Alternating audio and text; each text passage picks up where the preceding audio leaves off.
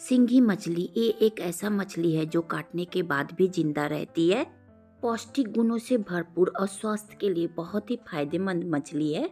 बहुतों को इसे धो लेने के बाद काटता है, परंतु मैं काट लेने के बाद धोई हूँ।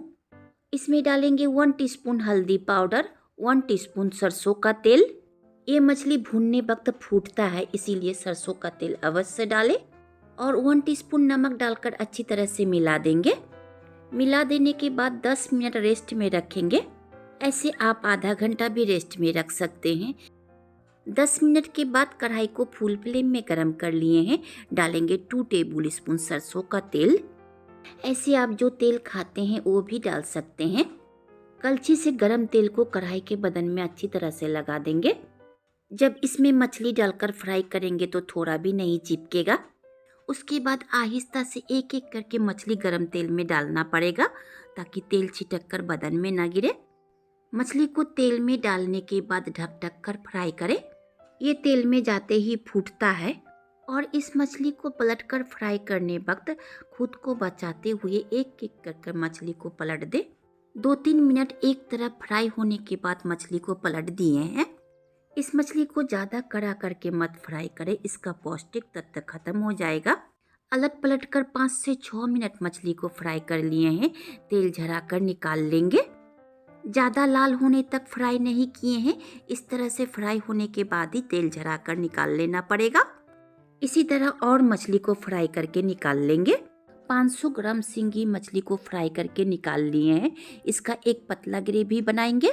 कढ़ाई में बचा हुआ तेल को फेंकेंगे नहीं, मछली का सारा फ्लेवर इसी तेल में है और इतना ही तेल में ग्रेवी बन जाएगा।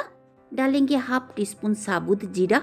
डालेंगे एक बड़ी साइज का बारीक कटा हुआ प्याज और चीरा लगाया हुआ मिर्ची।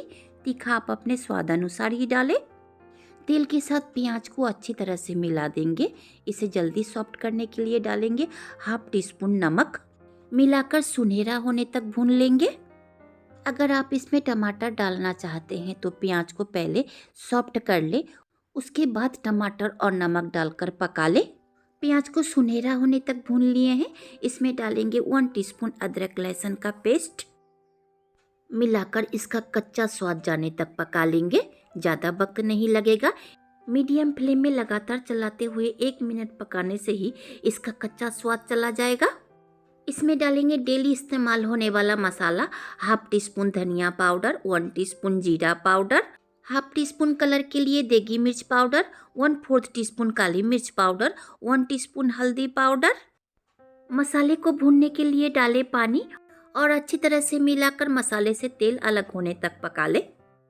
इस मछली को अगर किसी पेशेंट के लिए बनाते हैं तो लहसुन पेस्ट, धनिया पाउडर, मिर्ची पाउडर को स्किप करें। इसी के साथ प्याज और तेल का मात्रा भी कम डालें। मसाले को तेल छोड़ने तक भून लिए हैं। इसमें डालेंगे 1/4 टीस्पून गरम मसाला पाउडर।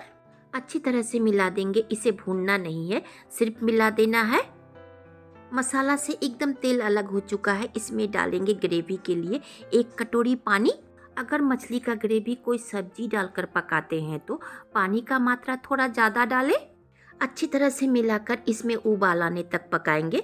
मैं इसमें कोई भी सब्जी नहीं डालूंगी, उबाल आने में ज़्यादा वक्त नहीं लगेगा। ग्रेवी में अच्छा उबाल आ चुका है। इसमें डालेंगे फ्राई किया हुआ सिंघी मछली।